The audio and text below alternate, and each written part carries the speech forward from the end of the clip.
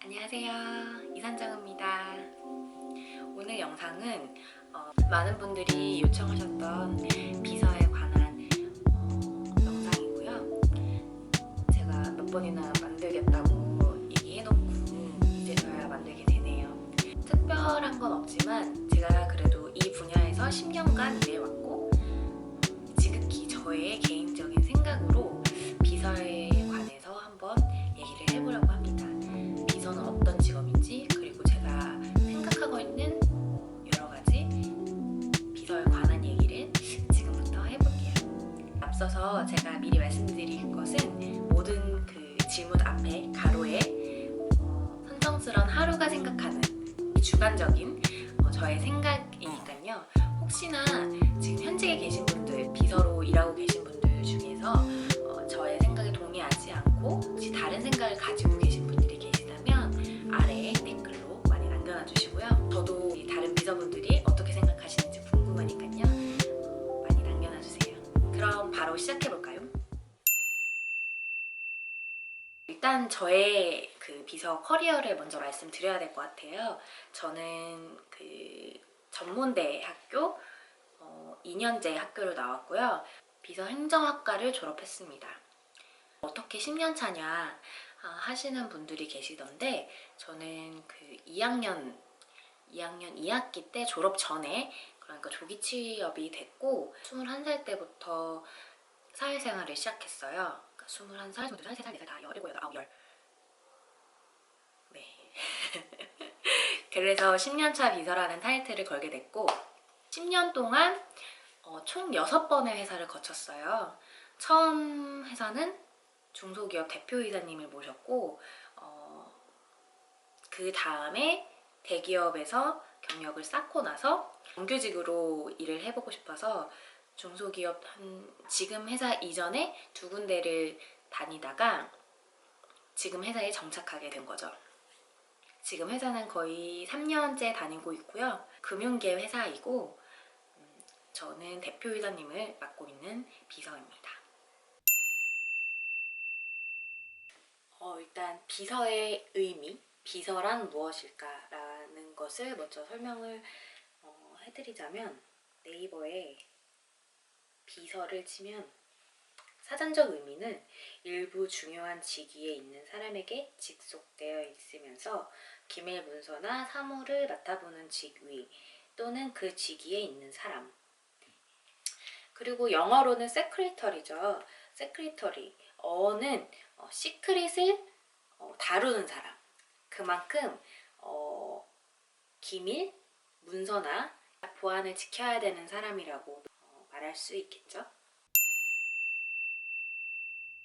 정말 큰 대기업 같은 경우는 회장님 비서실이라고 하면 여자 비서 한 분, 남자 비서 한 분, 이렇게 두 비서분이 함께 일하시는데 보통 여자 비서분은 일반 비서의 역할을 하고요. 즉 사무적인 업무를 맡아서 보좌를 해드리고 수행비서이신 남자 비서분은 외부 업무 또는 출장 업무를 함께 의전을 하는 역할을 하고요. 그리고 뭐 대기업의 회장님 같은 경우는 그 비서팀에 그 팀을 돕는 세컨 비서라고도 하는데 이렇게 총 제가 다녔던 회사에서는 총 4명이 비서팀을 이루고 있었고요. 그렇게 보시면 돼요.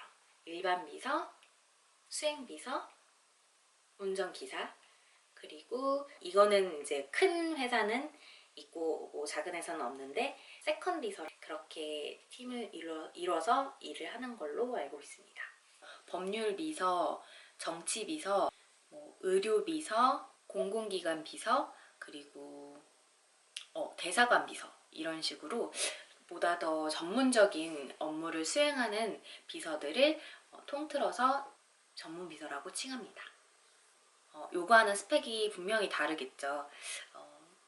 더 고스펙이신 분들이 아마 근무하실 거고 네, 조금 분야가 다르다고 볼 수 있어요. 저는 전문 비서까지는 아니고요. 그냥 일반 기업에서 사무적인 일을 맡고 있는 일반 비서라고 볼 수 있습니다.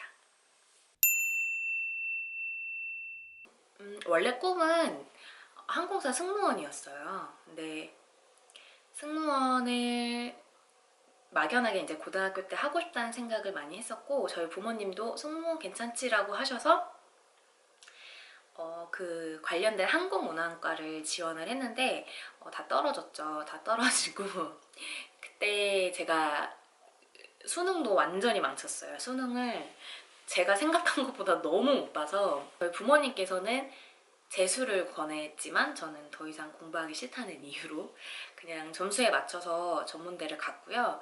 그 항공운항과랑 가장 비슷한 학과가 뭐가 있을까 하고 보다 보니까 비서학과가 있는 거예요. 그래서 비서과? 괜찮은데? 한번 넣어볼까? 해서 넣은 거고, 그래서 그냥 어떻게 하다가 그냥 비서과에 들어가게 됐어요. 비서가 나한테 맞나 안 맞나 이게 중요한 게 아니었고, 그냥 빨리 회사를 다니고 싶다, 빨리 학교를 졸업하고 내 돈을 내가 벌어서 좀 써보고 싶다, 약간 이런 생각을 했던 것 같아요. 자유롭게 내가 사고 싶은 가방도 사고 뭐도 사고 막 이런 식으로 좀 빨리 일을 해보고 싶다는 생각을 많이 했었던 것 같아요. 그리고 학교에서 제가 또 이것도 어쩌다 보니 과대를 어떻게 하다 맡게 됐어요. 제가 막 리더십이 넘치는 스타일은 아닌데 뭐 그때 당시 다들 막 학과장 그 학과 대표를 별로 하고 싶지 않아 했던 것 같아요. 그런데 어떤 친구가 저를 추천하고 뭐 그때도 어쩌다 보니까 제가 이제 과대까지 하게 됐죠. 근데 과대를 하면 뭐 취업이 잘 될 거다 뭐다 뭐 이런 얘기가 되게 많았었는데 사실 뭐 학교에서 저한테 해준 건 없었고요. 그냥 졸업할 때쯤 친구들이 이제 절반 정도 미리 막 취업을 하다 보니까 저도 괜히 조바심이 나는 거죠. 그래서 제가 알아봐서 제가 이제 그냥 원서를 냈던 것 같아요. 구인 사이트에서 괜찮아 보이는 회사를 검색해서 그냥 저희 집이랑 가까운 그렇게 해서 검색해서 첫 직장 구했던 것 같아요. 이 질문을 되게 많이 해주시더라고요. 근데 자격증, 저는 일단 자격증이 하나도 없었어요. 하나도 없었고 그냥 제가 내세울 수 있는 건 비서과에 재학 중이었다는 것과 과대를 했다는 거, 그 두 가지밖에 없는 거예요. 그리고 성적이 조금 좋았어요. 성적 관리를 조금 했어가지고 그것들이 첫 직장 구했을 때 좀 많이 도움이 됐던 것 같고요. 비서학과에 다니는 학생들이나 비서를 준비하시는 분들이 많이 생각하는 자격증이 아마 비서, 뭐 전산회계, 그리고 컴퓨터 관련된 자격증 이렇게 아마 알고 계실 텐데 분명히 취업에 있어서 자격증 같은 거는 도움이 되겠죠. 제 생각에는 그 자격증의 개수보다 실제로 아르바이트 경험이라던가 실제 경험이 더 중요한 것 같아요. 왜냐면 바로 업무에 투입시켜야 되고 또 비서들은 또 경험에서 나오는 센스 같은 것이 더 중요한 직업이기 때문에 바로 업무에 투입을 해도 괜찮은 사람인지 그것은 뭐 경험에서 나오니까요. 경험을 더 많이 보는 것 같아요. 실제로 제가 졸업한 학교에서는 가상 면접이나 비서 실습 같은 실무적인 것을 굉장히 많이 시키는 편이어서 한 달 동안 교수님의 비서 역할을 학생들을 돌아가면서 그렇게 비서 역할을 해보는 그런 실습 시간이 있었는데 그게 별로 도움이 안 될 것 같았는데 굉장히 많이 도움이 됐고 또 많이 기억에 남더라고요. 이력서나 자기소개서 같은 경우도 그때 교수님한테 컨펌 받고 오케이 받았던 그것을 베이스로 지금 직장 구할 때까지 그거를 베이스로 썼으니까 굉장히 많은 도움이 된 거죠, 저한테는.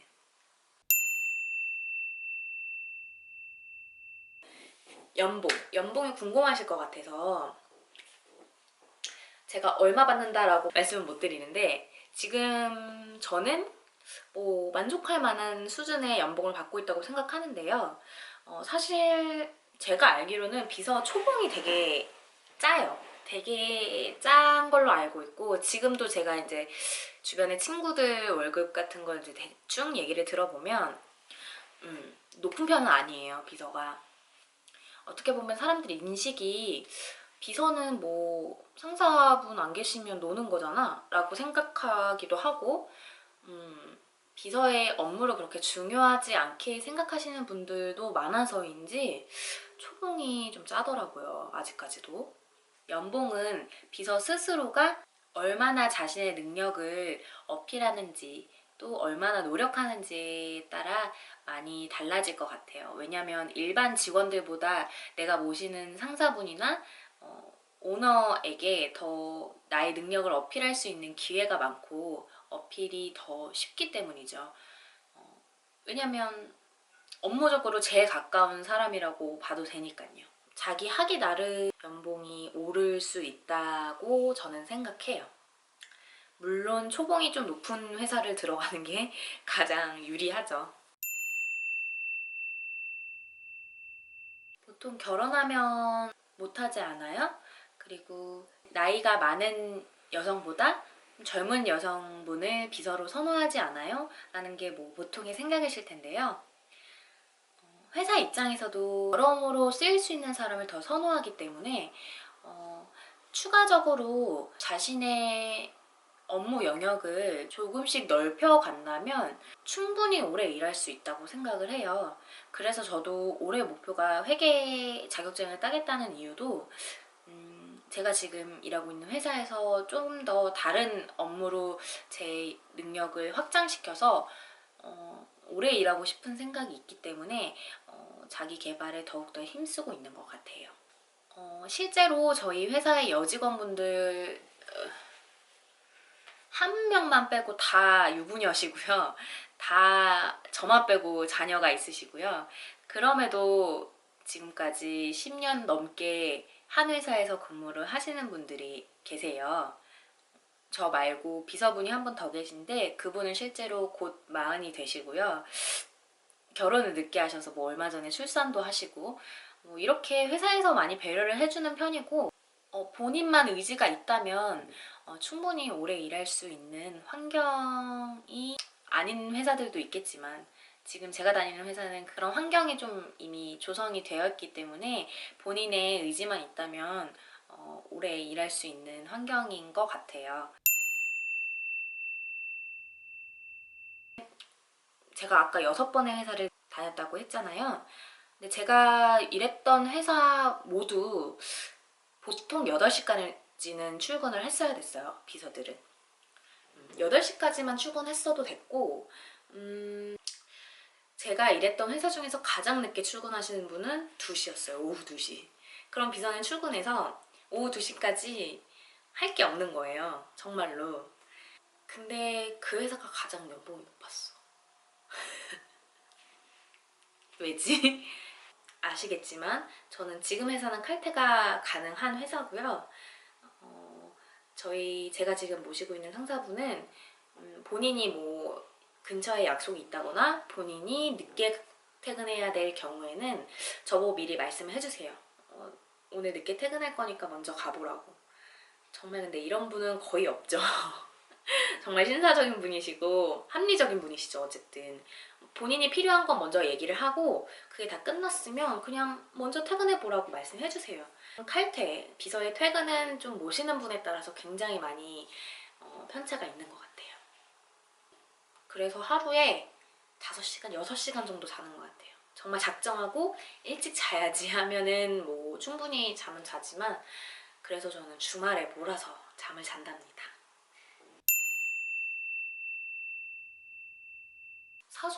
사소한 업무들 시키실 때 있잖아요. 비서니까.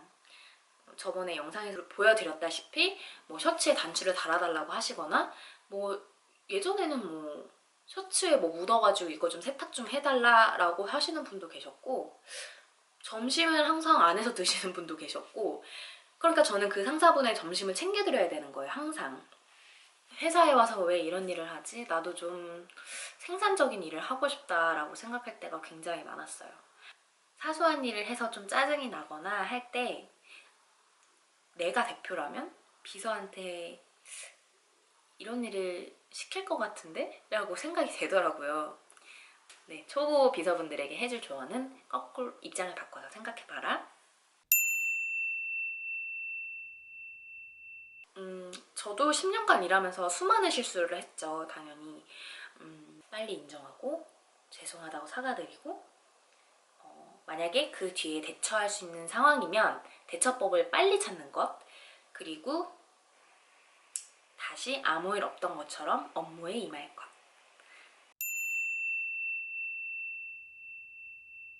외국어, 특히나 영어가 비중이 크다고 생각을 해요. 왜냐면 요즘 기업 중에서 글로벌 기업이 아닌 회사가 거의 없다고 생각이 들 정도로 영어가 굉장히 많이 쓰이고 있고, 또 대기업에 들어갔을 때 막 그런 영어 단어들을 쓰시는 거예요.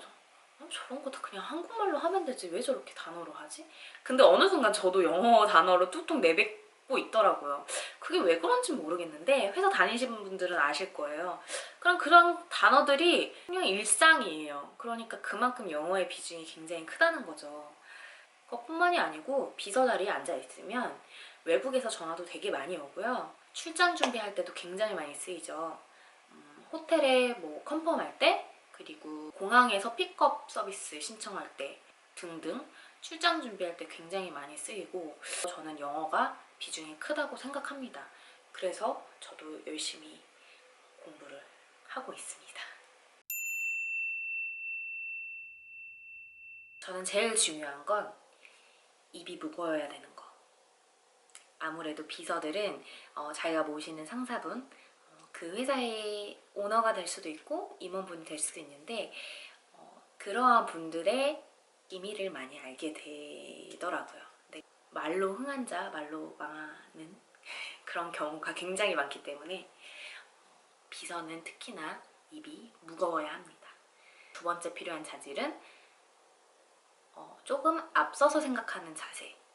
뭐 그런 게 약간 습관이 된 건지 모르겠지만 아침에 샤워할 때 오늘 회사에 일정이 뭐가 있지? 뭘 챙겨드려야 되지? 이런 거를 어느 순간부터 생각을 하게 되더라고요. 그러다 보면 하루에 이렇게 크게 뭐 이제 일정이 있잖아요. 회사의 일정이. 그런 거를 머리로 그려보는 거예요. 이거 하기 전에 이거를 먼저 드리면 좋겠다. 어떤 것을 내가 먼저 준비해드리면 좋겠다. 약간 이런 거를 먼저 생각을 한번 해보게 되는 거죠. 앞서서 좀 생각을 해보고 그에 필요한 것들을 한 번씩 떠올려보면 막상 굉장히 많이 도움이 되더라고요. 세 번째, 비서에게 필요한 자질은 겸손함입니다. 내가 모시는 분이 대표님이지 내가 대표님은 아니니까 그거를 항상 생각을 하면서 겸손의 자세를 놓치지 않아야 될 것 같아요, 비서는. 제가 좋아하는 업무는 출장 준비하는 걸 저는 굉장히 좋아해요. 모르겠어요. 저는 여행을 좋아하는 편이거든요. 그래서 출장 준비하거나 뭐 이럴 때 내가 가보지 못할 그런 호텔을 예약하고 검색해보고 보고 드리고 약간 이런 게 저는 대리만족이랄까? 그런 돈 쓰는 재미가 좀 있는 것 같아요. 내 돈은 아니지만 내 돈이 아니어서 더 재밌나? 저는 출장 준비를 굉장히 좋아하는 편이고 그렇게 꼼꼼하게 뭐 하나하나 이렇게 컨펌하고 보고 드리고 이런 과정이 저는 재밌어요. 좋아하는 업무는 그렇고 제가 싫어하는 업무는 상사가 핸드폰을 바꾸거나 새로운 기계를 샀을 때 너무 싫어요. 어쨌든 임원분이시고 오너시면 나이가 조금 있으신 분들이시잖아요. 본인이 이걸 잘 몰라. 근데 이거저거 사는 거를 굉장히 좋아하셔, 오너분들은. 왜 그런지 모르겠어. 이 기계에 대해서 언제 뭐 나한테 갑자기 물어보실지 모르니까 그거를 그 기계에 관해서 빠삭하게 공부를 해야지만 그 질문에 답을 할 수 있기 때문에 현직에 계신 분들은 아마 아실 거예요. 자기가 모시는 상사분이 핸드폰을 바꾸거나 뭔가 얼마 전에 스피커 제가 가장 싫어하는 업무는 기계 관련된 업무입니다.